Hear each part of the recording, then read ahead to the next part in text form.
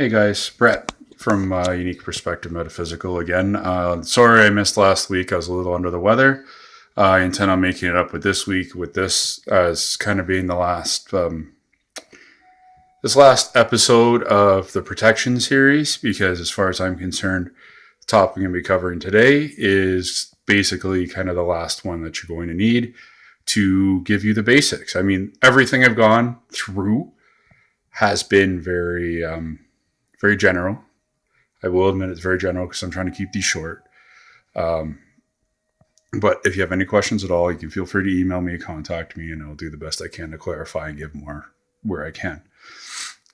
So with that being said, today I am, this is the last of the protection series, and I'm going to kind of talk a bit about using a couple of different kind of psychological techniques / energy techniques to help protect yourself. As you can see in the background, it's been snowing here. So that obviously poses some quite unique challenges comes to energy work too. However, I'm going to stay on task to try and keep this short.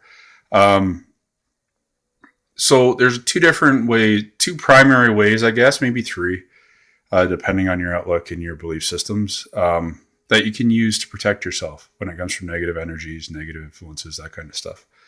A lot of books will refer to it as like the blue rings or the white rings or the white bubble or blue bubble or purple bubble. Basically, ultimately, the color doesn't really matter. It could be red. It could be, avoid black, because black generally absorbs things and you don't want to absorb things. You want to keep things away. So you would kind of want to keep it more towards a white or a blue, because those are the white spectrums or the color spectrums that have the largest effect on different energies. But pardon me, I'm kind of still getting rid of this cold, but it's almost gone. Thank you to some medical assistance.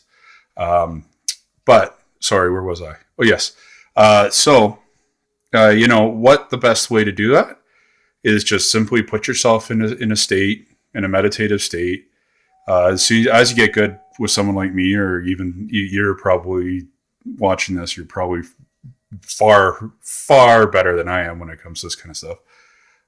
But you just envision being surrounded by this bubble of white light, pure white light, with the intentions that no negative energy can get through it. That's the key, is the intentions, which is why I say the color is completely irrelevant. It could be a clear bubble as long as it has those intentions there. Other people will argue this. I'm probably going to get flamed for it. But, it doesn't matter. The color doesn't matter. It's all the intentions that are put there. And you just envision it starting from the top of your head and going all the way down your body until it envelops your feet. Another key thing to make sure to remember when you're doing this is making sure that as the bubble's coming down, you leave your feet open, so that way if there is any negative energy built up, it has a place to go, preferably to ground. And the second one, kind of similar to the white bubble, is the rings. You can envision rings spinning around you. Again, ultimately, the color doesn't matter as long as it's not black. Even black with the right intentions will do very well. And the rings will do the same thing. They'll chop anything up that's going to come in with a negative energy. The rings are a little less reliable than the bubble. Bubble doesn't last quite as long as the rings. So ultimately, take your pick, whichever one you decide to use. Practice it, because every technique takes time. Every technique takes practice to make sure you do it right. And obviously, that's just the basics. As you get in, you can start using harmonics. You can start using free radicals, start using dark matter. You can start using anything. Basically, I prefer harmonics because you can deconstruct and reconstruct matter using harmonics. But that's for a very far advanced lesson down the road. But anyways, this is Brett from UPM. I apologize about not putting one up last week, but I was feeling like a sack. So, many light, many blessings. And I'm going to try and put a second video out this week too. Till later, guys.